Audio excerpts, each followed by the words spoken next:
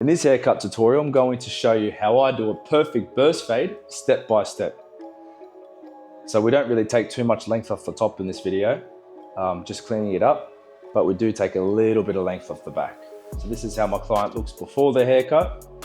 So I'm going to set in my bald line with my clipper with the lever closed, and I'm going to open it up, lever open, and then to fade it out, I'm going to open and close the lever,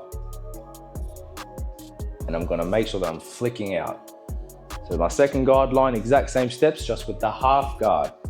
Opening the lever up, then to fade it out, I'm going to open and close the lever. Same with the third guard line, with the one guard, open the lever up, and then to fade it out, opening and closing the guard.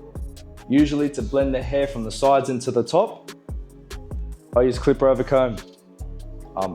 You can use scissor over comb or maybe number 2 guard, but I'm just lazy and I just really enjoy using clipper over comb. Now after that, I'm going to detail. Well, I'm actually going to do the beard now. Same steps, just upside down. Open the lever up. We'll set in your first guide line with the 0, open it up, and then close the lever and opening the lever to fade it out.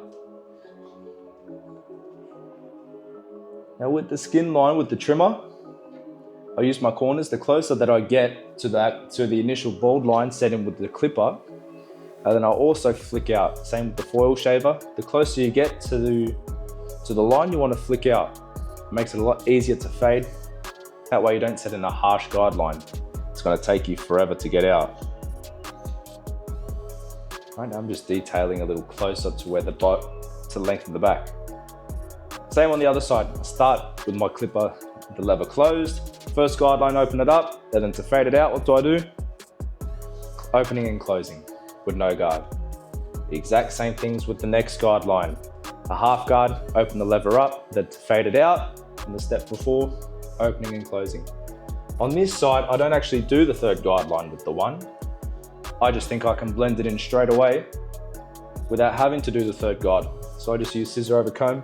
When you're doing scissor over comb, make sure that this hand that your scissors are in, keep it still and you keep it tight to the comb.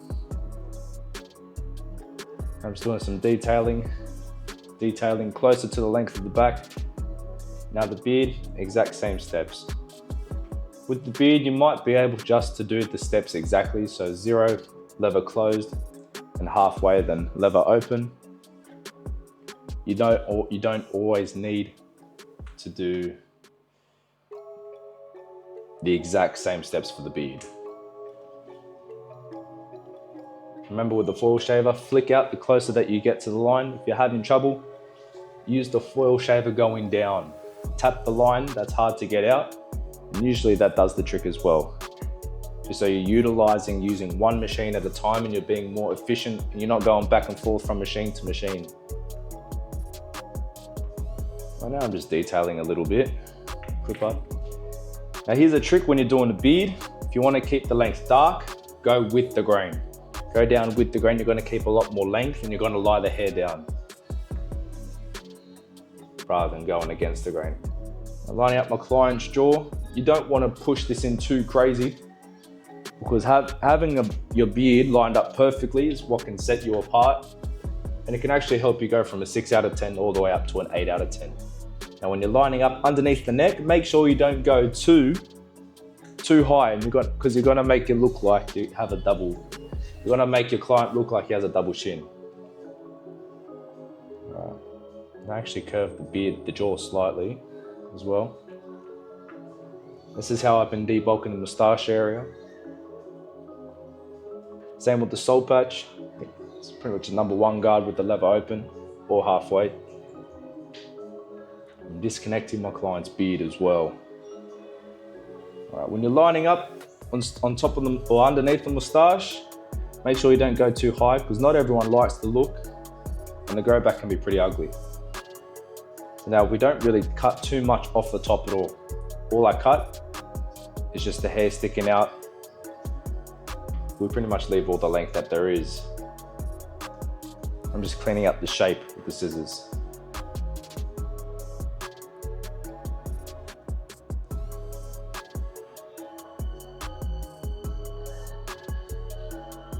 All right, now back here, I see some hair which is out of place. I'm just trying to figure out what the best way to go about cutting it is. So you're gonna see I'm just gonna be combing, wetting it, trying to figure out what the best way to cut the hair is in a sec.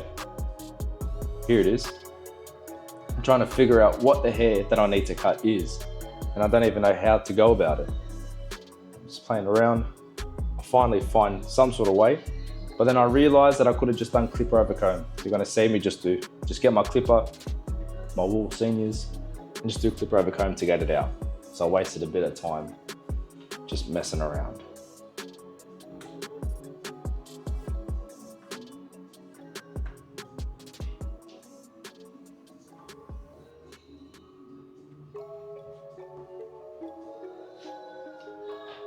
Right, so this is the way that I prep my lineups with this hairstyle. So I go with the 2 guard. I kind of play around with either if I go open, halfway or closed. Doing this just lays down the hair just so the hair doesn't move. It also takes out a little bit of the weight so that the hairline won't move at all. So I usually start in the middle with my lineups. And you're going to see you're going to see in a sec how I tailor my lineups to each individual client. Right here, I use my client's forehead as the exact angle that we want to do the vertical bars. This is going to make sure that your client's lineup is perfectly symmetrical with his head. As humans, we're attracted to shapes, and our brain really likes shapes. The more symmetrical things are, we take notice of it. It actually helps you look more and more attractive, having a symmetrical face and having a symmetrical look. But it's more of a subconscious thing. All right, now with the beard line, just pull the skin tight, hold the blade flat. The tighter that you do pull in the skin for the beard, the more curved that the beard line's going to be. If you don't want it super curved, just be careful of how much or how tight you're pulling the beard. I'm doing eyebrow slits.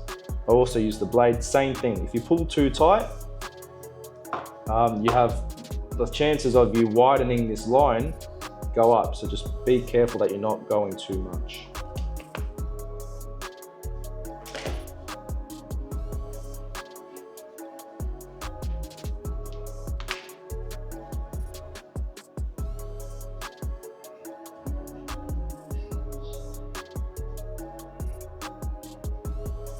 I make sure I'm getting all the hairs, even on my client's cheeks, right underneath his eyes, just to make sure that his beard stands out even more so. It's these little tricks that help you stand out and look as attractive as possible. So now I'm using the trimmer on my client's neck. This haircut, we were testing out whether the trimmer was more efficient, because our last haircut, we used the blade, and obviously it was a closer shave. I just wanted to see how my client's skin reacted, because the trimmer and shaver combo is a lot more efficient than the razor. So you've got to take a lot of time to use the razor. But it looks as though we're going to be using the razor from now on, because my client's skin underneath his neck doesn't really like the trimmer too much. The hair gets caught really easily, and it's just an annoying process. It is faster, but it's just really annoying. Thankfully, my client doesn't really mind. He said constantly that he's more of an efficient guy, but I think it's just it may be a better experience using the blade. All right. Now making sure that my client's jaw is perfect. So I get him to lift up his head or rest his head back, just so I can see perfectly.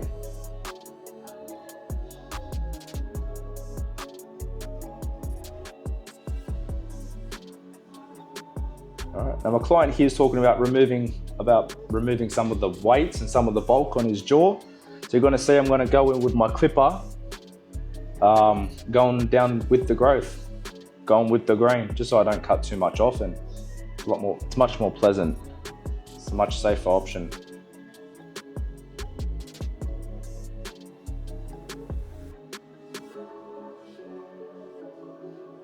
All right, now I'm fading out, just making sure that his goatee looks really even. and it looks like that he's actually got a haircut. So this is a little trick which can also make your beard and goatee look much more full by evening it out, evening the length out. Yeah.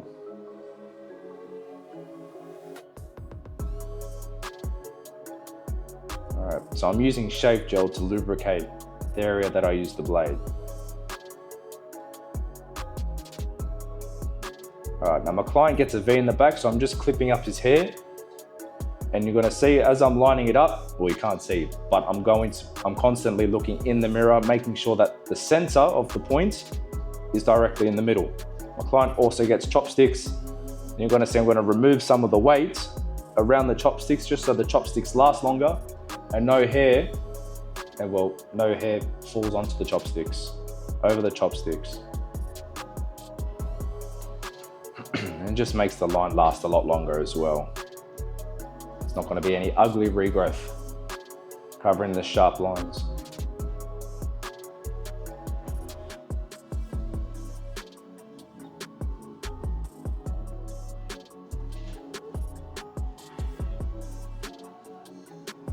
Alright, so the head of my foil actually broke, so I had to switch to our other barber's foil shaver. And yeah, it took me a while to get a replacement head for my foil shaver.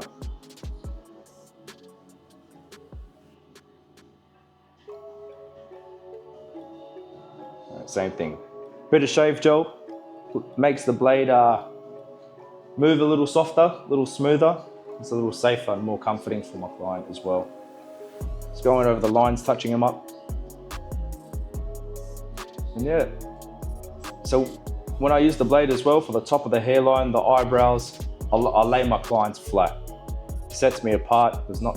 Doesn't really happen too often with barbers here in Australia. So it sets me apart, and I find that I can hit all the angles a lot easier, much easier as well. And again, it's just a cool experience for my clients.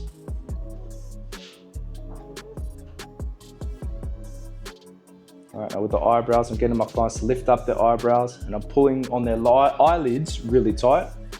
If you're worried about how tight or how much force you're using on the eyelids, just practice on yourself. And you'll see that you can actually use a lot more pressure on your eyelids than you would think.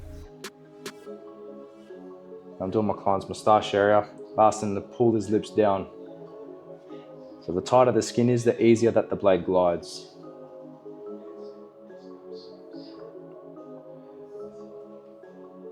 Just cleaning up some of the hairs around my client's mouth. All right, now I'm checking my work, going over the lineup one more time. It's a bit of time where I detail after the haircut, make sure everything's on point, the lineup, the fade if anything needs any work. And just making sure my client looks great.